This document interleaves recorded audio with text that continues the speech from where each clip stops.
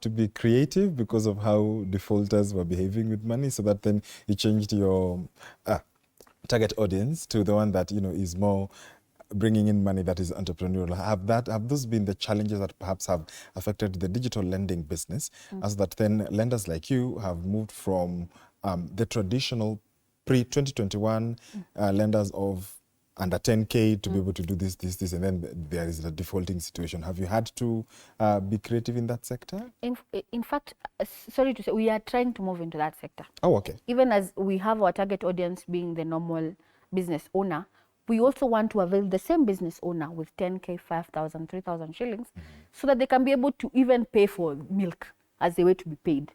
The reason why we specifically are working with people who own businesses is because of the impact that these people have an opportunity of making. I want to say that, you see, this is a person who is employing 4 to 3 people. If you have a shop on Kirinyaga Road and you are running a spare part shop, you have 4 to 5 people who are employed.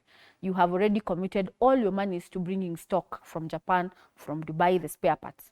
Now, these people will have to eat their families, they will have to run operations, they have to pay rent.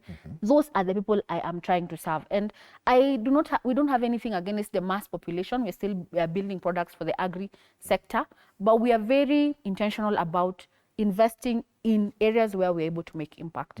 And this is maybe borrowed from our founder, who was a business owner, who had recently traveled abroad, came back, and he did not find any opportunities within the country of people who wanted to listen to his business idea and say, you know what, this is a business idea I can bank with.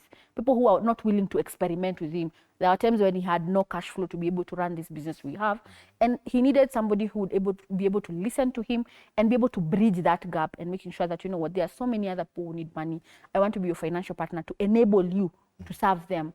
And so because he struggled, he decided, you know what, everyone else can access funding. If you're employed today, you just walk around with your payslip to any bank and they'll give you money.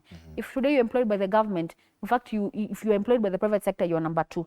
In terms of priority for most of our lenders. If you're employed by the government, you're number 1 in terms of the priority, because they know the government will pay you. And so it's very easy to find predatory lenders in that space. Okay. This space where we don't know you about your surety of your income, this is a real risk, but it's also a real impact opportunity. This is an opportunity to change lives, because these business people have no alternative. Many of them, they go to their bank, the bank is saying, you know, you're only good when you're bringing us money. When it's time to give you a loan, I can only give you this much. So you think about the turnovers they've been building. When there's a real crisis, these banks are not, or the circles are not willing to handhold them. And these are the people we are targeting in our projects. Yeah.